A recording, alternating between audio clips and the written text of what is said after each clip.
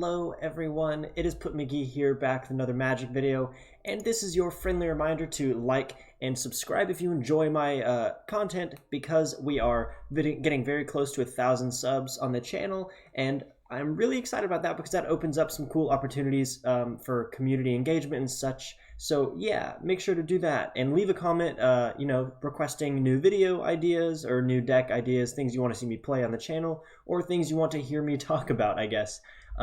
Or just in general, how are you feeling? Are you having a good day? Stuff like that.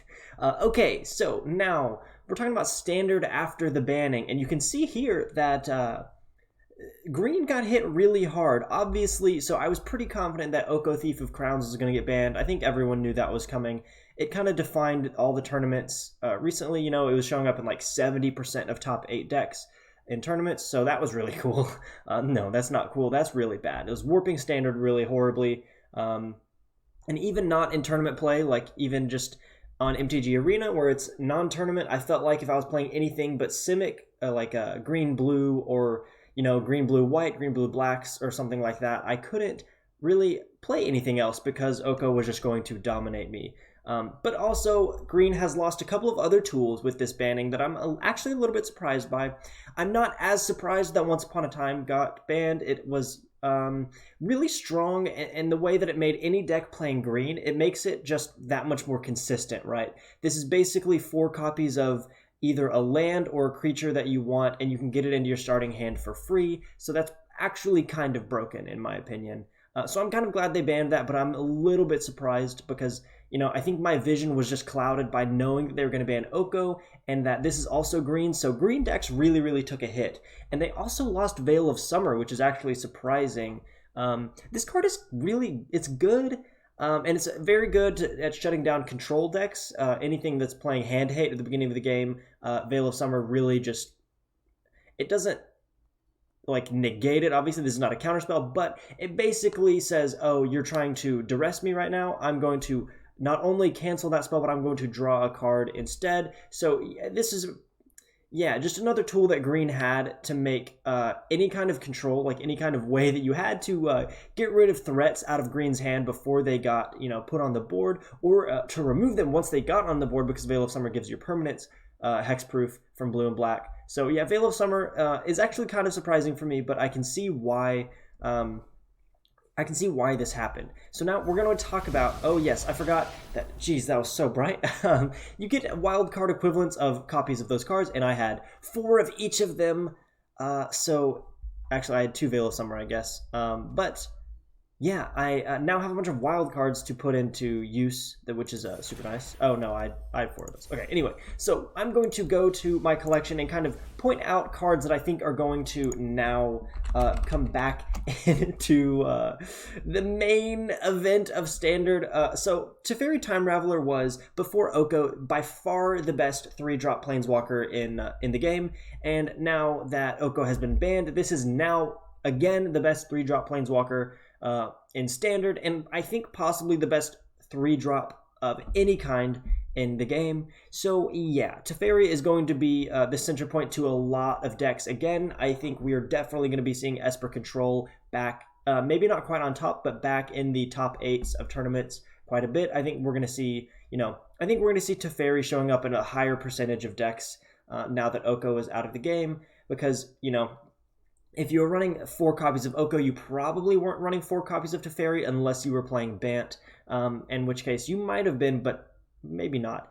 Anyway, I think Teferi, so control decks that, run Teferi, or even like Azorius aggro, so when mono white aggro was a big deal, there was kind of the Azorius aggro variant that played Teferi Time Raveler as some mid-range value, and I think there's a possibility for Bant and Jeskai mid-range to potentially, see some play with Teferi as a card engine and a shutdown against control decks. Because, yeah, I mean, his passive is just so dominant in the game.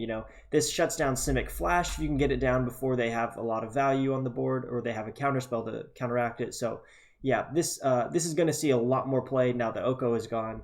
And other things that I think we'll see play in general are just I think in general, bigger creatures that are a lot more valuable. So let's look at one that I'm thinking of in particular is Yara the Desecrated.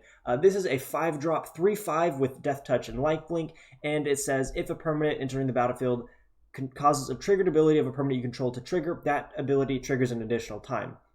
And now one of the reasons that Oko was so dominant, and I think the things that Wizards of the Coast kind of failed to see in its value when they were designing it, was that it can shut down really key creatures to someone's deck, right? So if you're playing Sultai, like Sultai Elementals, or just Sultai Control, or anything that relies on Yarok the Desecrated's ability, if you were to play Yarok on curve and your opponent has an Oko, you've basically done nothing except give yourself a 3/3 Elk. Right, because Oko can say, oh, this is the creature that you need on the field to make your deck work. I'm going to negate that creature by getting rid of all its abilities and turn it into a 3/3 Elk.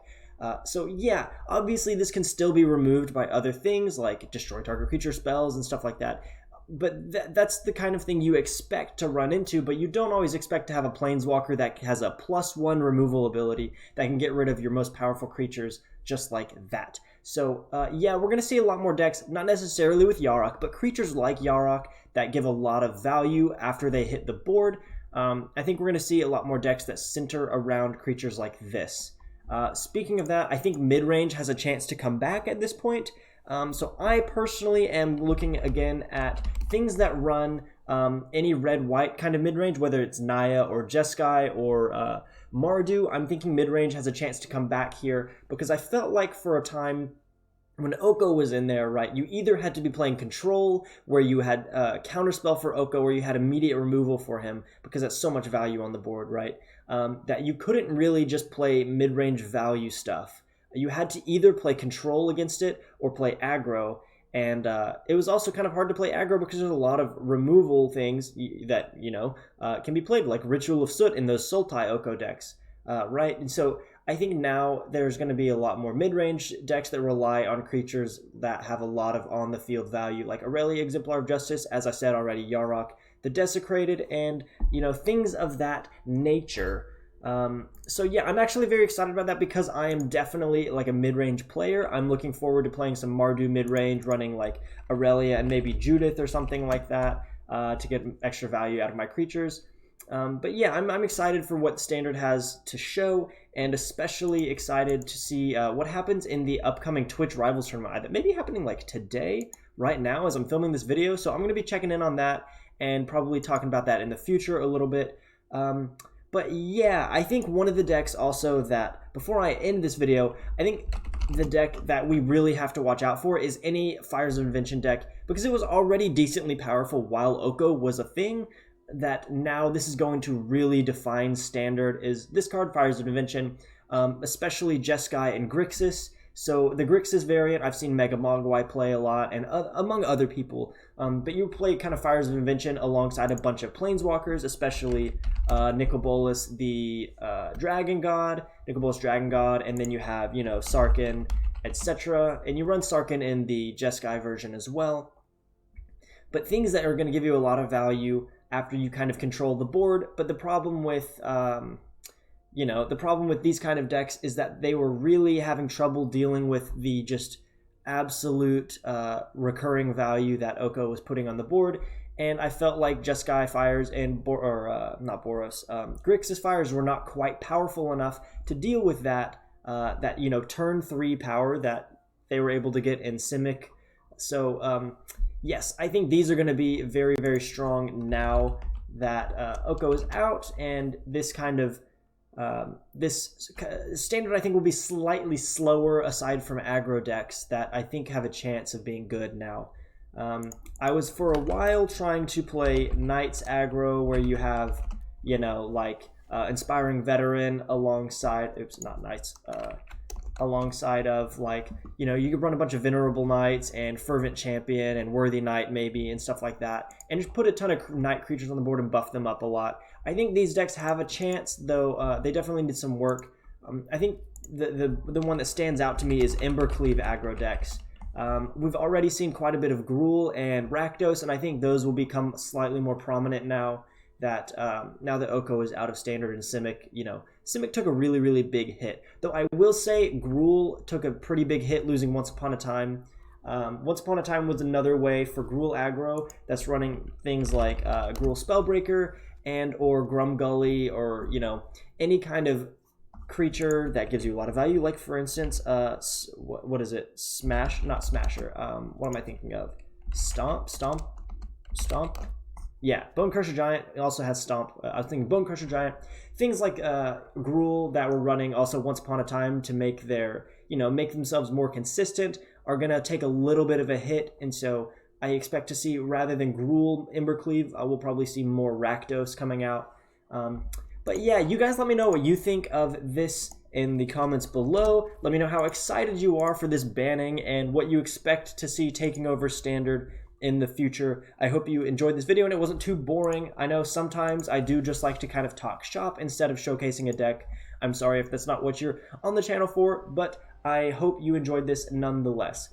Thank you guys for watching, and remember to like, subscribe, and leave a comment if you so desire. Peace.